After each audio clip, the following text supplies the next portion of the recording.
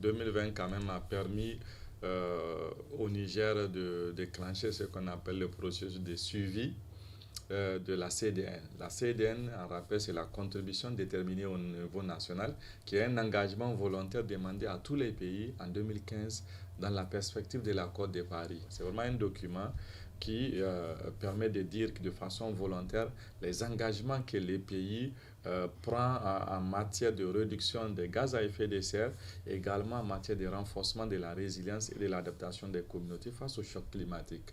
Donc ça, c'est une dynamique qui a été déclenchée et qui est toujours en cours.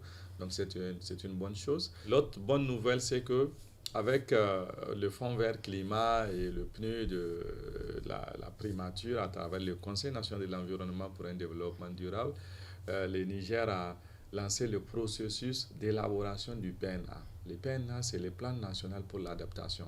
Donc c'est un document hautement stratégique aussi par rapport à la lutte contre les changements climatiques au Niger. Toujours comme point positif, je pense que nous avons participé au lancement très récent des activités du cadre transitoire opérationnel de la Commission climat pour la région du Sahel. Le Niger a également présenté ce qu'on appelle le VNR, c'est le rapport national volontaire sur les ODD. En 2015, toujours avec l'adoption des ODD, l'agenda de développement des 15 prochaines années 2015-2030, chaque pays est invité annuellement à faire un rapport volontaire qu'il présente aux Nations Unies pour dire voilà, par rapport aux 17 ODD, la situation.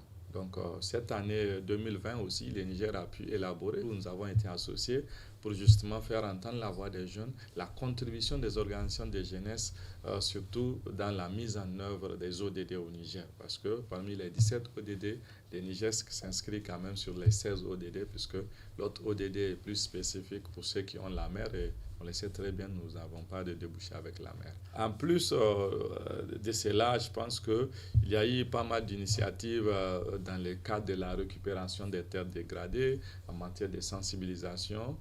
Donc ça, c'est des actions qu'il faut dire qui ont été positives et qui permettent quand même politiquement ou qui ont permis d'exprimer davantage la volonté politique ou la volonté de certaines organisations de la communauté, en tout cas à renforcer leur résilience sur ces questions. Il y avait eu les actions de plantation aussi qui sont des actions d'ordre global chaque année, avant ou pendant la fête de l'arbre. Des gens continuent à planter des arbres. Donc tout ce que nous souhaitons, c'est que les gens puissent continuer à les entretenir. Et nous aussi, de notre point organisation, nous avons continué notre campagne Tabaski écolo. Parce que vous savez, la fête des Tabaski est un événement où nous consommons énormément de bois. Donc depuis 3 ou 5, 4 ans, nous faisons des campagnes de plaidoyer pour amener les gens à utiliser moins de bois. Et 2020 aussi, nous avons fait cette campagne pour inviter les gens à utiliser d'autres alternatives ou bien d'utiliser des technologies qui leur permettent de réduire la consommation du bois prévu pour la grillade du mouton.